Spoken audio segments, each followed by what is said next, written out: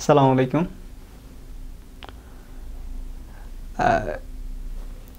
আমাকে একটু আগে একটা অথরিটি দেওয়া হয়েছে আমার এক বড় ভাই থেকে, কত নাম্বার ধারার কত নাম্বার অনুচ্ছেদ এরকম এরকম। তো সেখানে নাকি আমার একটা এখতিয়ার আছে কিছু কথা বলার। সেই অভিযোগ থেকে বলতেছি, এখতিয়ার থেকে অভিযোগ দিচ্ছি। আপনারা নিশ্চয়ই দেখতে পাচ্ছেন যে আমাদের জায়গা চেঞ্জ হয়েছে, সাথে সাথে আরও কিছু চেঞ্জ হয়েছে।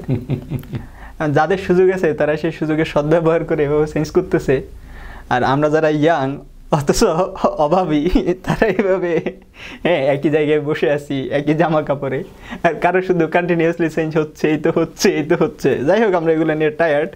তো আমরা আসল মোজাম্মেল স্যারের কাছে এক ভদ্রলোক জানতে চাচ্ছেন, মহাবিশ্বের যে শুরু আছে এটা দর্শনের দিক থেকে কিভাবে প্রমাণ করা যায়।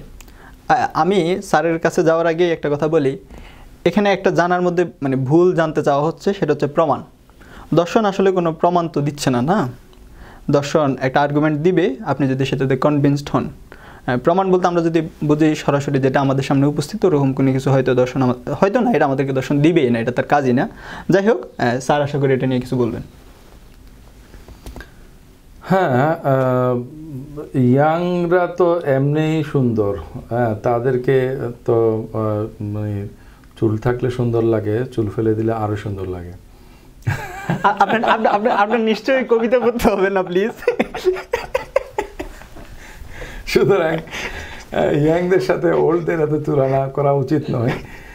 কাম টু দ্য কোয়েশ্চেন, সেটা হচ্ছে যে জগতের যে একটা শুরু আছে এটা আমরা কিভাবে বুঝতে পারবো। হ্যাঁ, দর্শন বা এটাকে কিভাবে উত্তর দিতে, প্রমাণের কথা কি বলছে এখানে? সে বলতে যাচ্ছে মহাবিশ্বের যে শুরু আছে, মহাবিশ্বের যে শুরু আছে এটা দর্শনের দিক থেকে কিভাবে প্রমাণ করা যায়। আচ্ছা, মানে মহাবিশ্বের একটা শুরু আছে, তাহলে কোত্থেকে শুরু করলো, কে শুরু করলো, এই ধরনের কোয়েশ্চেনগুলোকে অ্যাভয়েড করার জন্য যেটাকে আমরা বলি যে মানে ফিনিচিউড আর কি। হ্যাঁ, ফিনিচিউড মানে দ্য ওয়ার্ল্ড ইজ ফাইনাইট, এটার মোকাবেলায় একটা ইয়ে আছে, থিওরি আছে, ইনফিনিটিউড।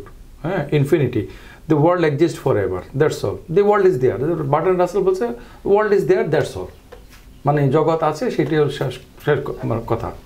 এখন এইভাবে আছে, কিভাবে এভাবে হলো সেটা, কিন্তু জগৎ ছিলই। জগৎ কিভাবে সৃষ্টি হয়েছে এই প্রশ্নটা একটা flood question according to Russell or according to atheist people. ওকে, জগতের একটা শুরু আছে, তাহলে কে শুরু করেছে? বলছে কোয়েশ্চেনটা একটা লোডেড কোয়েশ্চেন, কারণ শুরু আছে তাহলে কেউ না কেউ শুরু করেছে। তাহলে জগতের শুরুটা তো জগৎকে দিয়ে হবে না, মানে জগতের শুরুটা তো জগতের মানে বিয়ন্ডে আউট দেয়ার কিছু একটা লাগবে, কিছু একটা হইতে হবে। তাহলে সেখানে গডের কথা চলে আসে, এরকম আর কি। তো সেজন্য জগৎ সবসময় ছিল।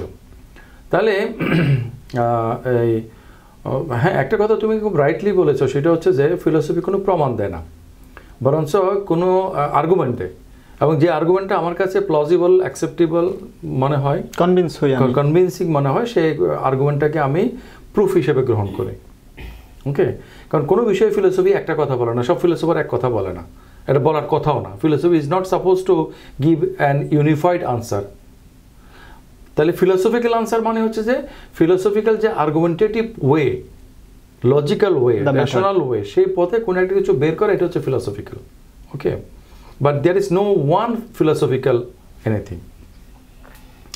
এখন জগতের এই জগৎটা কোত্থেকে আসছে? একটা বাচ্চা কি মনে করে জগৎ সবসময় ছিল? কি মনে করে বাচ্চারা? এই প্রশ্নটা কারা করে মোস্টলি, জগৎ কোত্থেকে আসছে? এটা একটা শিশু সুলভ কোয়েশ্চেন, কিন্তু বাচ্চারা স্পন্টেনিয়াসলি এই প্রশ্নটা করে, এই জগৎ কোত্থেকে হয়েছে? কারণ সেই জায়গাতে যে কোনো কিছু থেকে হয়, তাহলে জগৎটা কোত্থেকে হয়েছে, বা এই প্রশ্নগুলো করে। এই যেমন মা এই পানিগুলো কোত্থেকে আসছে? ঝর্ণা থেকে। ঝর্ণার পানি কই গেছে? নদীতে। নদী কই গেছে? সাগরে। সাগর। এভাবে একটা কোয়েশ্চেন করতে থাকে, তাই না? তাহলে এক পর্যায়ে গিয়ে এরকম এন্ডলেস কোয়েশ্চেন আমরা কি করব, যে আমরা বলছি হ্যাঁ এটার কোনো শেষ নাই, এটা কোত্থেকে আসছে কিন্তু সেটা আমি জানি না। তাহলে এত কিছু আমি যে জানলাম, সেই জানাটা একটা হুমকির মুখে বললো, মানে সব কিছু যেটা থেকে সেটা থেকে আমি জানলাম না। অথবা বললাম যে এটা আসছে এটা থেকে, এটা কোত্থেকে আসছে, এটা কোনোটা থেকে আসে নাই। মানে আমি যদি বলি যে সবকিছু থেকে আসছে, তাহলে কোনো কিছু থেকে আসতে পারে না। কারণ প্রথমটা তাহলে কোত্থেকে আসছে, তাই না? আবার যদি বলি যে প্রথমটা থেকে সব কিছু আসছে কিন্তু প্রথমটা থেকে কোনো কিছু আসে নাই, তাহলে তো একটা ক্যাটাগরি মিস্টেক হলো যে আমি বললাম যে সব কিছুর কারণ আছে, তাহলে প্রথমটার কোনো কারণ নাই। ওকে, এরকম কিছু প্রবলেম হয়। এখন আমরা যখন ঈশ্বরের কথা বা খোদা বা জগতের সৃষ্টিকর্তার কথা বলি, তখন সৃষ্টিকর্তাকে আমরা জগতের একটা অংশ যদি মনে করি, তাহলে ওইটারও একটা কারণ থাকা উচিত।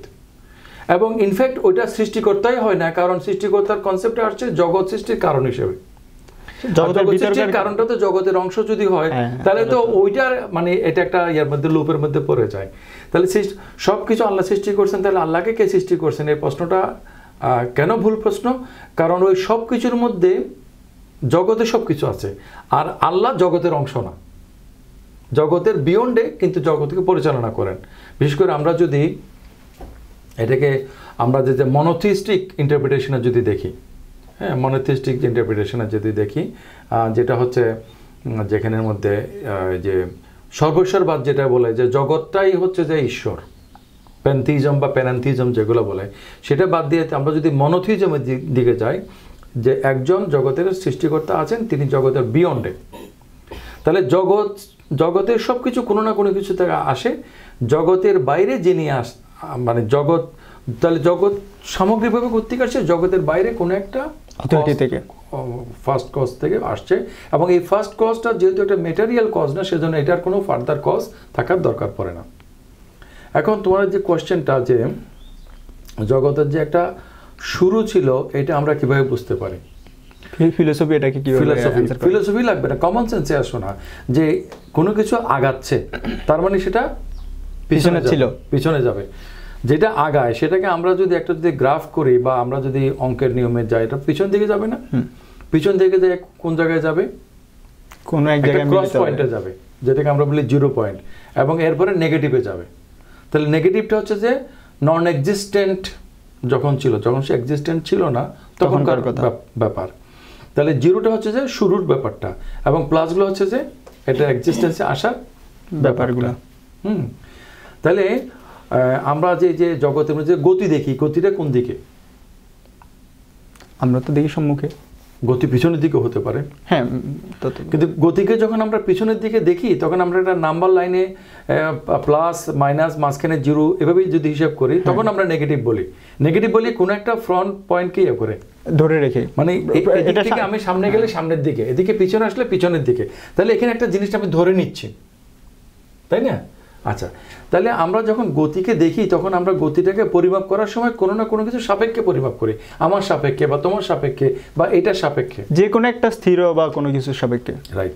তাহলে জগতের যে আমরা গতিটা দেখি, এই গতিটাকে যদি আমরা পিছনের দিকে কল্পনা করি, তখন আমরা বুঝতে পারি যে এটা একটা শুরুর ছিল।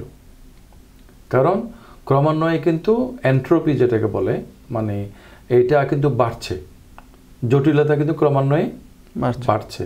তো জটিলতা ক্রমান্বয়ে বাড়ছে, এই কথাটার উল্টো কথাটা কি? জটিলতা তো একসময় কম ছিল, আরো কম ছিল, আরো কম ছিল, আরো সরল ছিল, আরো সরল ছিল। এভাবে করে আমরা যদি কনসেপচুয়ালি যেতে থাকি, এটা জিরো লাইনে আসতেছে, একটা জিরোতে যেতে থাকি। হ্যাঁ, এবং বাইদি ভাই আমরা যে জিরোতে যাই, জিরো কিন্তু একটা কনসেপ্ট, জিরো কিন্তু কোনো ফিজিক্যাল এম্বডিমেন্ট নাই যেটা জিরো।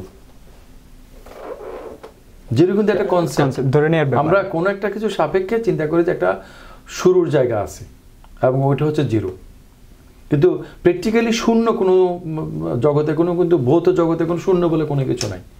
জগতে যা কিছু আছে, কিছু না কিছু আছে, আর কিছু যদি না থাকে তাহলে সেটা জগতেরই অংশ না। শূন্যটা কিন্তু আমাদের একটা মেটাফিজিক্যাল কনসেপ্ট, রাইট? এটা কিন্তু ফিজিক্যাল বিজ্ঞানের যেটা মহাশূন্যের কথা বলা হয়, সেটা মহাশূন্য বলতে হচ্ছে বিস্তৃত, মহাশূন্য মানে আসলে এটা সাহিত্যের ভাষা, হ্যাঁ, এটা বিস্তৃত অর্থ বোঝায় আর কি। আমরা যেটা এমটি বলি, জগতে এমটি বলে কোনো জিনিস নাই, ভয়েড বলে কোনো জিনিস নাই।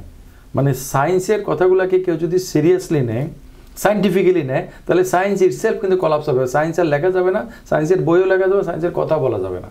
এগুলো আমরা রেটোরিক্যালি বলি, লিটারাল সেন্সে বলি। হ্যাঁ, যারা সায়েন্সকে মানে সায়েন্সের পূজা করে, তারা কিন্তু জিনিসগুলো বুঝতে পারে না। আমি বলছি যে সাইন্টিফিক্যালি যদি দেখেন ধর্মের কথাগুলো যেমন বাদ যাবে, সাথে সাথে সাহিত্যের কথাগুলো বাদ যাবে, সাথে সাথে আমাদের ডে টু ডে লাইফের যে কথাবার্তাগুলো আছে সেগুলো বাদ যাবে।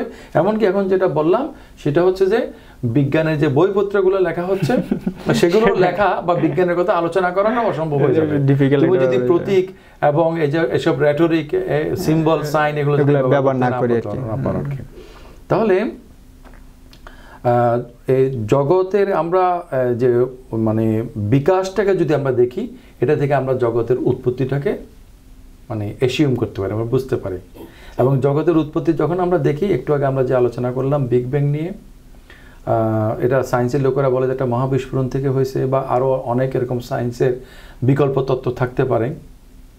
কিন্তু জগৎ সবসময় ছিল, জগতের কোনো ইয়ে নাই, উৎপত্তি নাই, তাহলে এটা সবসময় বিকশিত হয়েছে। কিন্তু এটা কিন্তু আমাদের কমন সেন্স এবং ম্যাথমেটিক্যাল একদম সাধারণ জেনারেল নলেজকে ভায়োলেট করে। কারণ যেটা বিকশিত হয় সেটার কিন্তু একটা শুরুর জায়গা থাকে, একটা শূন্যের জায়গা থাকে। ওকে, তো সেই হিসেবে বিগ ব্যাং এর কথা বলা হয়।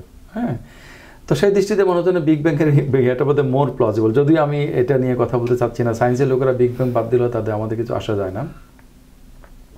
তাহলে একটা শূন্য থেকে হয়েছে, তাহলে একটা শূন্য থেকে একটা জিনিস কিভাবে হবে, নাই থেকে কোনো একটা জিনিস কিভাবে হবে, কেন হবে?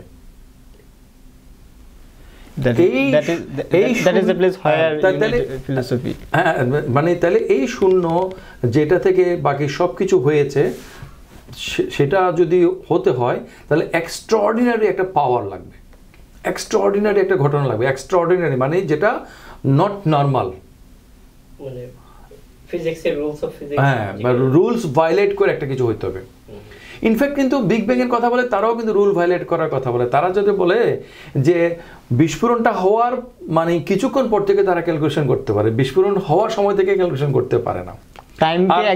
আর আমরা শুরুর জায়গাটা যদি বিস্ফোরণ 13.8 বিলিয়ন ইয়ার্স আর্লিয়ার এটা হিসাবও বলে, তাই না? তাহলে সময় গণনার সময়টা একটা শুরুর জায়গা আছে, আমরা ধরে নিলাম যে 13.8 বিলিয়ন বছর আগে। কিন্তু গণনার সময়ের বাইরে কনসেপচুয়াল যে সময়, মেটাফিজিক্যাল যে সময়, এই সময়টা কিন্তু ওই বিজ্ঞানের গণনার বিষয় না। হ্যাঁ, রাইট।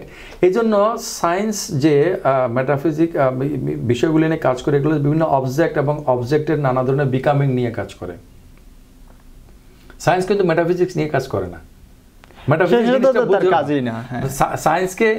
সায়েন্সকে যারা মানে খুব বেশি রকমের মানে মনে করে যে সায়েন্স সব আনসার দিতে পারে, সায়েন্সই হচ্ছে আমাদের সব কিছু, যাদেরকে আমি সায়েন্সিস্ট বলি, বিজ্ঞানবাদী, ওরা কিন্তু মেটাফিজিক্স জিনিসটা হয়তো বোঝে না, হয়তো বুঝলেও সেটাকে জেনে শুনে এটাকে গোপন করার চেষ্টা করে।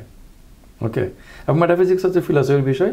এবং একটু আগে আমি যেটা বলেছি আগের ভিডিওতে, ফিলসফি সবাই করে, everyone does philosophy, but only some people are aware of doing it, যাদেরকে আমরা ফিলসফার বলি। তো সো ফিলসফিক্যাল আর্গুমেন্ট দিয়ে যে আর্গুমেন্টগুলোকে ম্যাথমেটিক্সে ব্যবহার করা হয়, even mathematics itself is dependent on philosophy. হ্যাঁ, তো আমার বাসার সামনে দিয়ে যে ছেলেপেলেরা যায়, তখন বিশ্ববিদ্যালয়ে যখন ফার্স্ট ইয়ারে ভর্তি হয়, তখন ছেলেপেলেরা ক্লাসও তখন কম হয়, আর নতুন নতুন বিশ্ববিদ্যালয়ে আসছে, তারা দল বেঁধে হ্যাঁ সব ঘুরতে থাকে। তো এই ঘুরে ফিরানোর যে জায়গাগুলো আছে তার মধ্যে আমাদের বাসার সামনে রাস্তাটাও একটা, এরকম একটা গ্রুপ যাচ্ছিল। তো তাদেরকে আমি ডেকে জিজ্ঞেস করলাম, তারা ম্যাথমেটিক্স ডিপার্টমেন্টের। আমি বলে তো দেখো, তোমাদের ম্যাথমেটিক্সের মধ্যে যে -2, -4 মাইনাস যেখানে ফিগারগুলো লেখে বা ইমাজিনারি, এগুলো কোথায় হবে? বাস্তবে তো নাই হয়ে কোনো কিছু থাকে না, আমরা আসলে কল্পনা করি। রাইট। আচ্ছা, এই কল্পনা করে আমাদের কল্পনাগুলোকে রেগুলেট করা, কল্পনাগুলো যাতে আমাদেরকে সঠিক জায়গায় নিয়ে যায় এবং সঠিক বিষয়টা যাতে আমরা সঠিকভাবে কল্পনা করি এবং আমাদের বাস্তবটাকে যাতে আমরা সঠিক কল্পনার উপর বেস করি, এই কল্পনা নিয়ে কাজ করে কোন ডিপার্টমেন্ট বলো তো? ওরা তখন ভেবে চিনতে পারলো না। আমি বললাম যে দেখো, এটা হচ্ছে ফিলসফি ডিপার্টমেন্ট। বলছে হ্যাঁ তাই। আমি যে দেখো, আমি কিন্তু ফের ডিসিপ্লিনের লোক, ফিলসফির লোক। তো সো শুধু দাওয়াতই গেছিল। হ্যাঁ, সো আমরা আমাদের এই মানে অবজারভেশনের যতটুকু আমরা যেতে না পারি, আমাদের আর্গুমেন্ট দিয়ে আমরা সেটাকে কভার করার চেষ্টা করি। এবং এই আমাদের আর্গুমেন্টের বেস হচ্ছে আমাদের কতগুলো ইনটুইটিভ ইমাজিনেশন।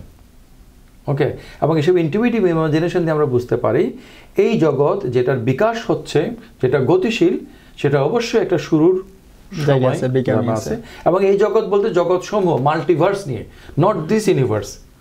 মাল্টিভার্স যেটা বলে ইনফ্যাক্ট আপনি মাল্টিভার্সের সাথে আরো মাল্টিভার্স যা কিছু যোগ করেন না কেন সবকিছু সব মিলে মিলেই জগৎ, মানে আমাদের কল্পনাযোগ্য যে জগৎ, যেটা আমরা দেখেছি বা দেখতে পারি সেই ধরনের জগৎ, এই সকল জগতের কিন্তু সামগ্রিকভাবে একটা উৎপত্তির সময় আছে, উৎপত্তি আছে এবং সেটা বিকাশ আছে এবং বিগ ব্যাং এর ধারণাটার সাথে কনসিস্ট করে।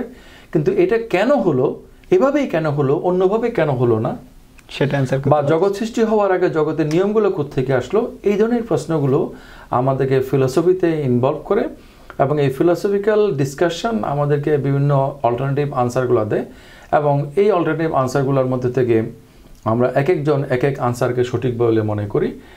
আমরা ইসলামের অনুসারীরা, ইসলাম ধর্মের অনুসারীরা আমরা যে ধরনের মেটাফিজিক্যাল আনসারগুলোকে নিয়ে ইসলামের যে তাওহীদের ধারণা, এটাও ফিলোসফির একটা অল্টারনেটিভ। সো আমরা যেটাই আমরা গ্রহণ করি না কেন as an answer to the question, to the basic question, the becoming of the world, সেটা কিন্তু ফিলোসফিরই আনসার। সুতরাং ফিলোসফি শুধু এটা ডিল করতে পারে সেটা না, শুধুমাত্র ফিলোসফি এটাকে ডিল করে।